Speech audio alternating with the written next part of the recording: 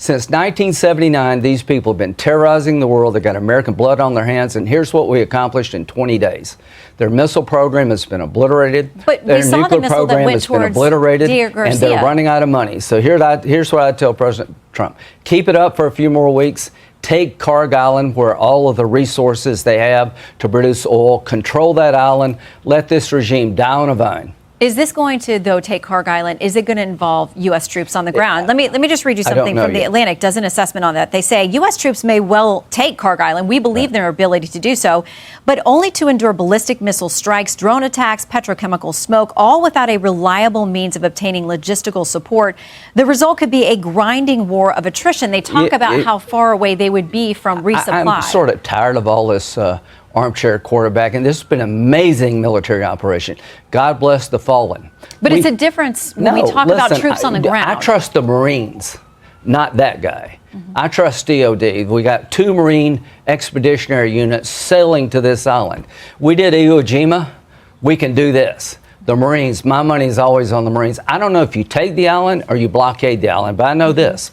The day we control that island, this regime, this terrorist regime, has been weakened. It will die on a vine. And here's what I want to do. We don't need to really worry about negotiating with Iran. We need to keep them in a box. What are you going to negotiate Iran with? What I want to do is contain them, take their missile program and keep it blown up. Make sure they can never sprint out to a nuke. Make sure they have no money to support terrorism.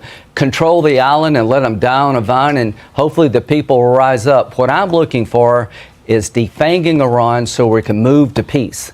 The Iranian people one day will have ability to take their country back, but we have the best chance in 2,000 years when Iran is neutralized for Saudi and Israel to recognize each other in the Arab-Israeli conflict. That is my goal. That is President Trump's goal. 2026 could be the biggest year since 1945 if we neutralize Iran. Don't let them do it again. Well, let me tell you, it is crucial that the president, that the US is doing this, to take out the nuclear capability and the ballistic missile capability, because this is posing a threat. It is an existential threat to Israel. It is a threat to the region. It is a threat to Europe, to the whole world. And so it is really crucial that the US is doing this. And I hope that people understand that argument, even if they're doubting whether it was necessary or not. It is necessary, and I commend the president's leadership on this. The relationship's a very good one, I think so. You know, we want more or less similar things. You know what we want? We want victory, both of us, and that's what we've got. Mr.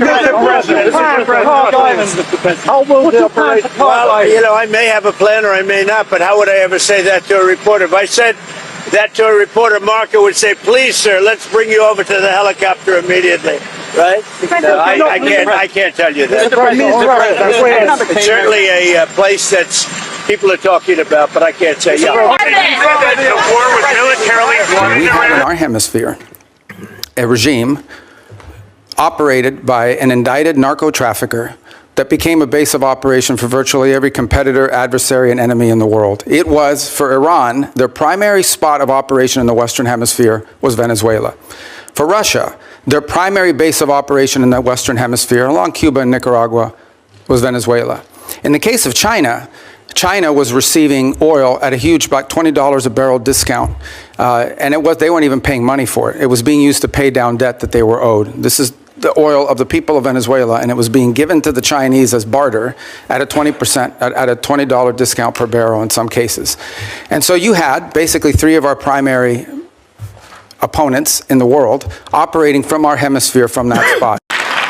U.S. President Donald Trump hosted Latin American leaders in Florida on Saturday to announce the formation of a military coalition against drug cartels. The heart of our agreement is a commitment to using lethal military force to destroy the sinister cartels and terrorist networks once and for all. We'll get rid of them. At least a dozen.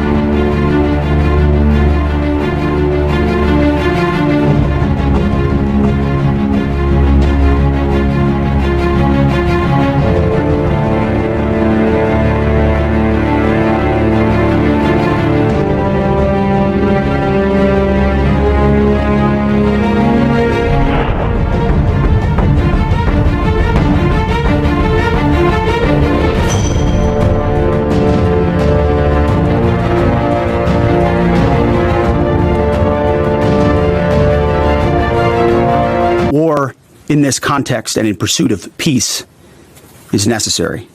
Our military is the greatest in the world, with the greatest equipment and the greatest people in the world. Nobody's ever seen anything like it.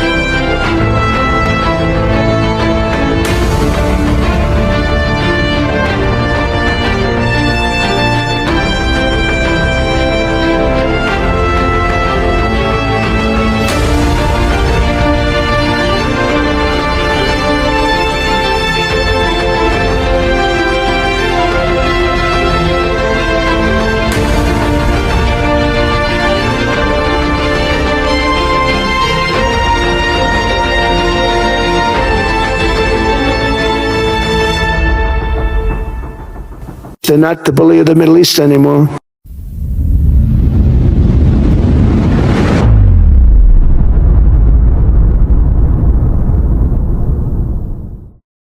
Our military is the greatest in the world, with the greatest equipment and the greatest people in the world. Nobody's ever seen anything like it.